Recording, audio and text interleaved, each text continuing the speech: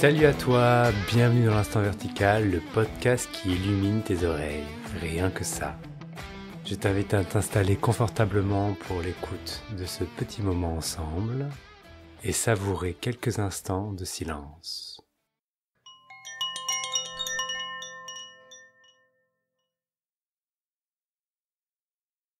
Aujourd'hui, j'ai grand envie de vous parler d'un sujet passionnant, évidemment, puisqu'il touche absolument tout le monde, évidemment, la souffrance et l'ego.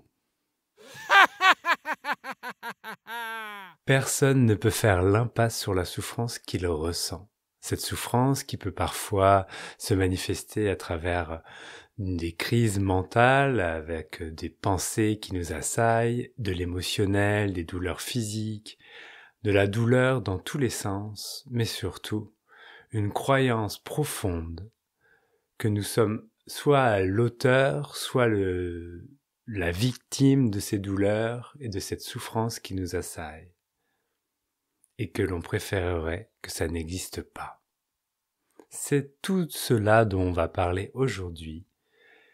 Guérir l'ego pour révéler l'être.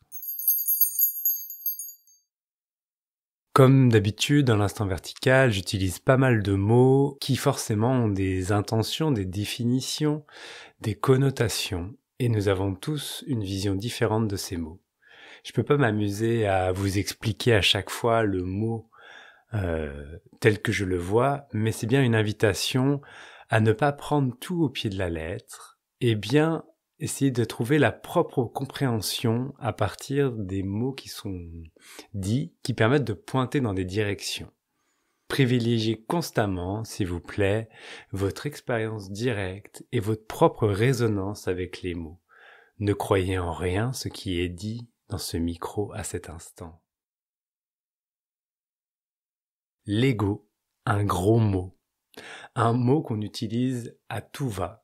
Peut-être que si on repart tout simplement de la signification grecque, donc d'où vient le mot ego, et qu'on se rappelle que ego veut tout simplement dire je, l'ego est tout simplement la personnalité, le filtre avec lequel nous croyons que nous vivons l'instant. Je vis le monde. L'ego, c'est aussi quelque chose qui s'est forgé au fur et à mesure. Si vous regardez un petit bébé, il n'y a pas l'impression qu'il y ait un ego au sens propre et figuré à laquelle on l'entend habituellement. On voit bien qu'il y a une personnalité qui est propre, donc il y a bien quelque chose de la personnalité, mais on peut pas dire qu'il y a encore l'ego qui est là. Si on regarde ce petit bébé, on va voir qu'au fur et à mesure des expériences qui sont vécues, on va voir des choses, des sortes de schémas, de patterns qui sont en train d'apparaître. Eh bien, c'est cela qu'on peut utiliser pour essayer de définir ou de donner une explication de ce qu'est l'ego. L'ego, c'est notre personnalité à laquelle on croit, qui s'est constituée à la fois de notre identité, de notre expérience passée, de nos traumas, de nos joies, de nos croyances, l'éducation que l'on a reçue. Et donc notre ego, notre manière de vivre le monde va dépendre du lieu, des conditions de vie, etc., etc. Tout cela est ce que l'on appelle l'ego. En tout cas, c'est comme ça que j'ai envie d'utiliser dans ce podcast aujourd'hui.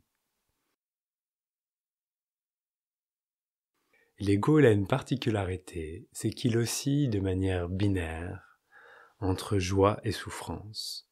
Il y a une complète attraction pour tout ce qui est de l'ordre du plaisir et de la joie, et un complet rejet de tout ce qui serait de la douleur et de la souffrance.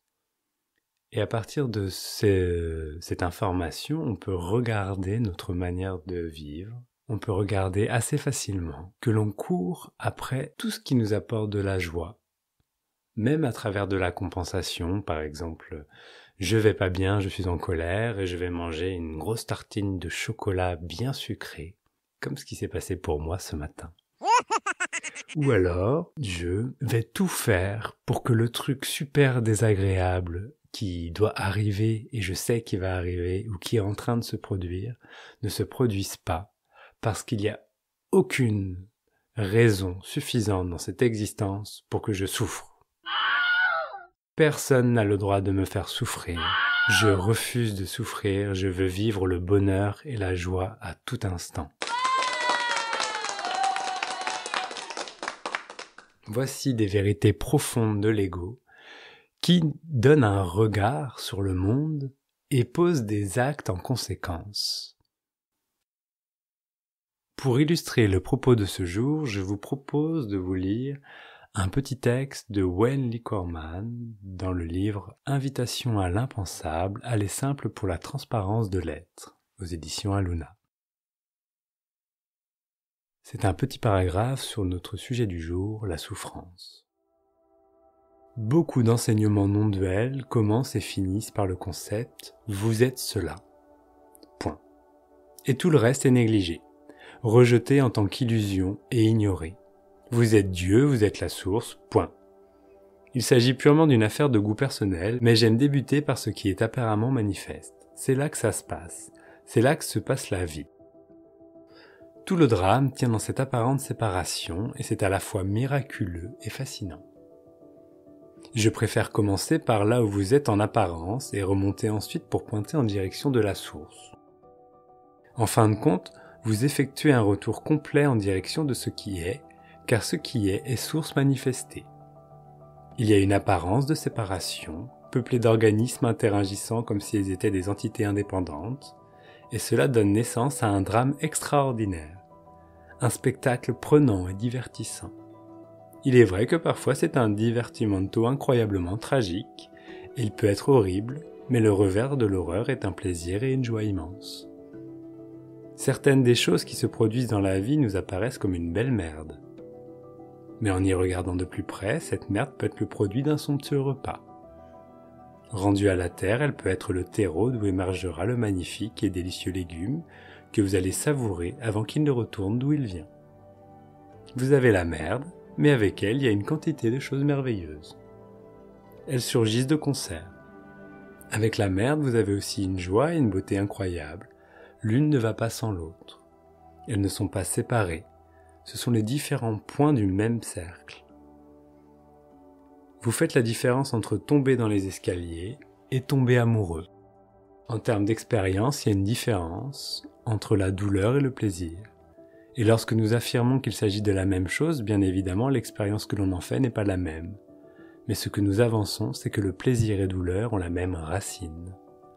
Ce sont les aspects jumeaux d'une même chose. Une bonne partie de la vie est faite de préférences. La plupart des gens préfèrent le plaisir et la douleur, à moins d'être masochiste, et en ce cas, la douleur est un plaisir et cela devient un peu alambiqué. Le fait est que l'organisme a des préférences selon sa nature. Il n'y a pas de problème inhérent à la préférence. La souffrance surgit lorsqu'il y a le sentiment que la douleur ne devrait pas être là, que la laideur ne devrait pas exister, que l'existence est fondamentalement faussée et que d'une manière ou d'une autre, l'univers a fait une erreur. La souffrance n'est pas causée par le fait que vous n'aimiez pas quelque chose. Aimer et ne pas aimer fait partie de ce qui est. C'est le sentiment que ce qui est ne devrait pas être qui est source de souffrance.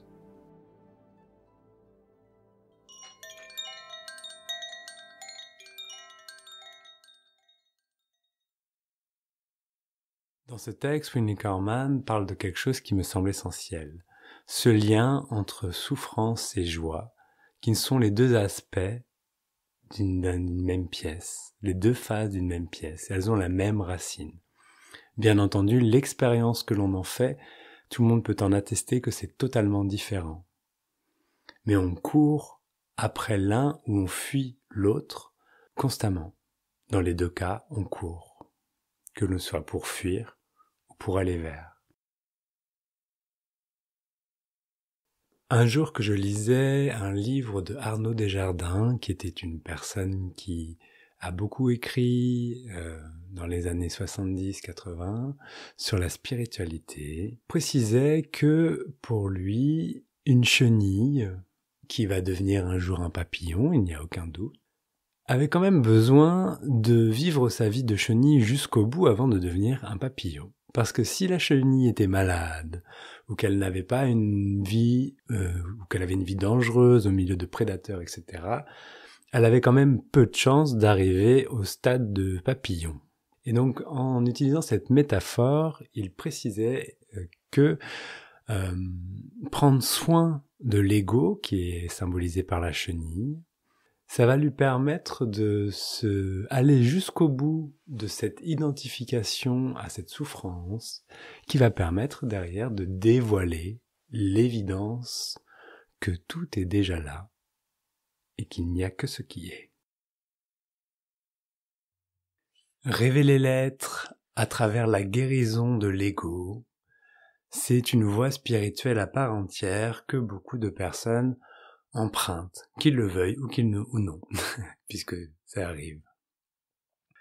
C'est quelque chose du coup qui résonne beaucoup avec le travail ou l'invitation, les élans en tout cas qui me traversent dans ce que j'ai envie de proposer aux autres.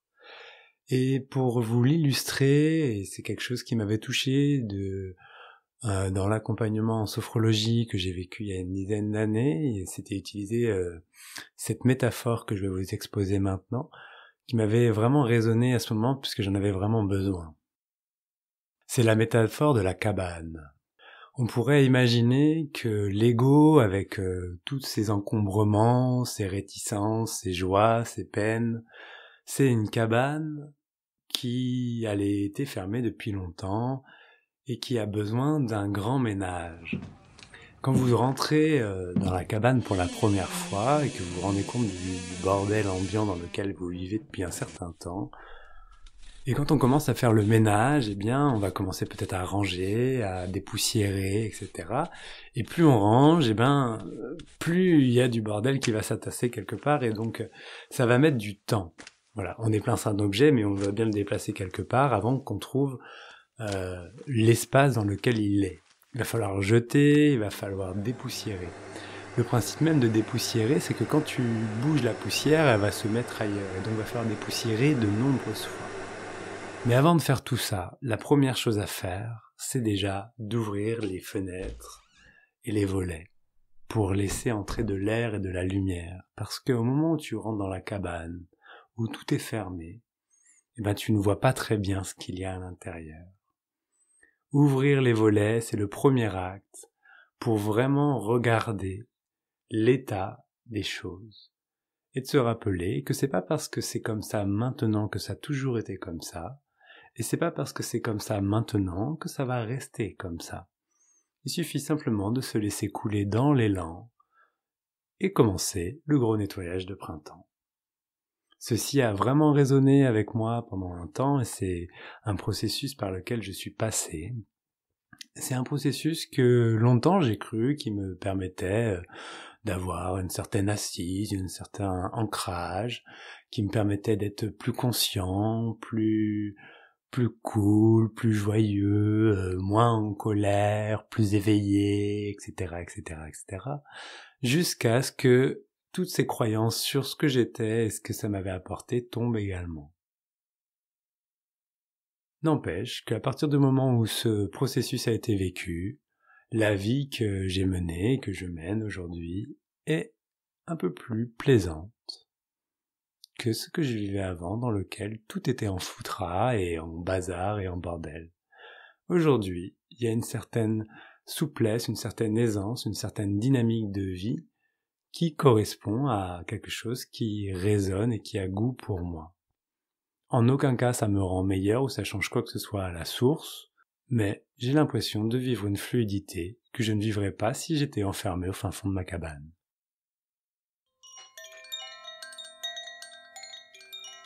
Si on parle de l'ego, on est obligé de parler de la souffrance parce que l'un ne va pas sans l'autre. Et c'est d'ailleurs le problème. La souffrance est une condition sine qua non à la croyance en un ego.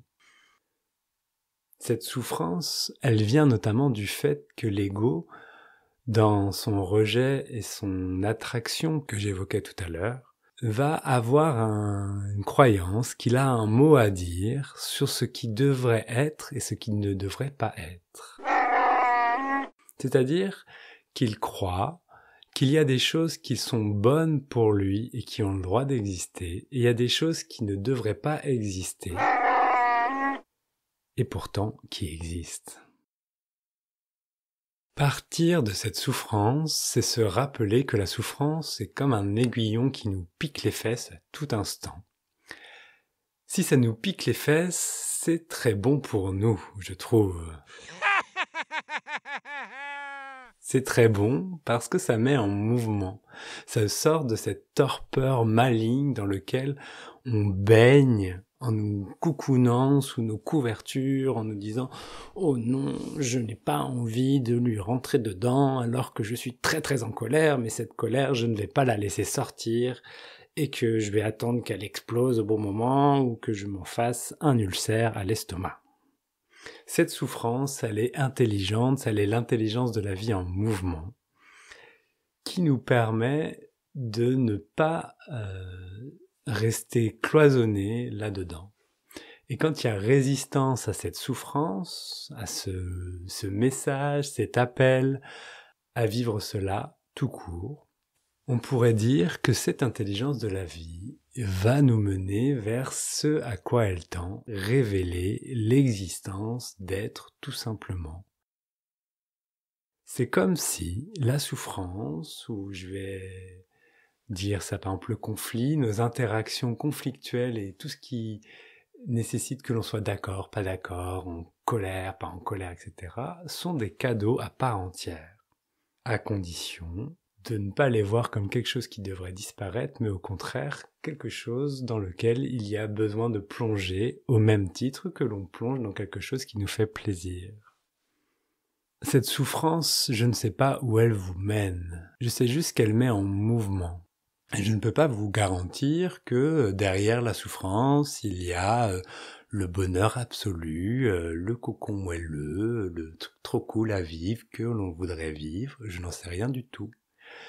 Je sais juste que d'être en mouvement ou se laisser porter par le mouvement et de s'y abandonner, que ce soit un mouvement douloureux, souffrant ou joyeux et plaisant, eh bien, ça mène là où ça a besoin de mener. Généralement, dans les expériences que j'ai vécues ou les témoignages que je reçois, il y a la révélation d'être qui est derrière.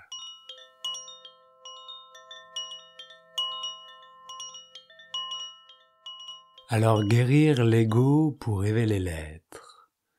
On pourrait dire simplement, pour conclure cet épisode, que ce qui nous arrive que l'on rejette de manière continue peut être un cadeau, que ces jugements, ces comportements, ces choses que l'on ne voudrait pas qu'ils soient, sont que l'on veuille ou que l'on ne le veuille pas.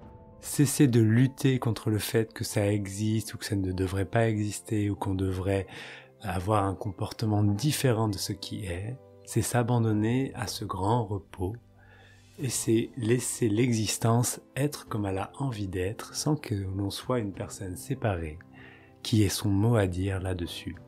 Parce que dans la réalité, nous n'avons pas notre mot à dire sur ce qui a le droit ou non d'exister. Cessez de jouer à ce jeu de commentateur, de décideur, de meneur. C'est laisser la vie être telle qu'elle est et se rendre à l'évidence qu'il n'y a que ce qui est et qu'il n'y a personne pour commenter.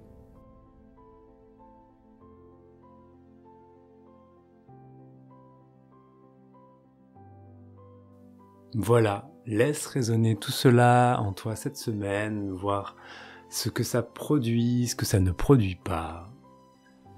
Et si jamais ça te dit, n'hésite pas à commenter, à venir même discuter de ceci sur les réseaux sociaux, Instagram ou Facebook, @instant-vertical. Je t'invite également, si tu as des idées de sujets, à m'envoyer un mail ou à répondre à ce questionnaire sur le site internet benjaminbouguier.fr/podcast.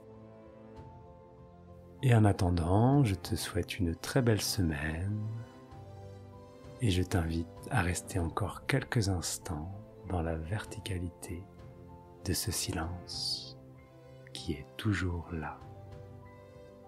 À très vite.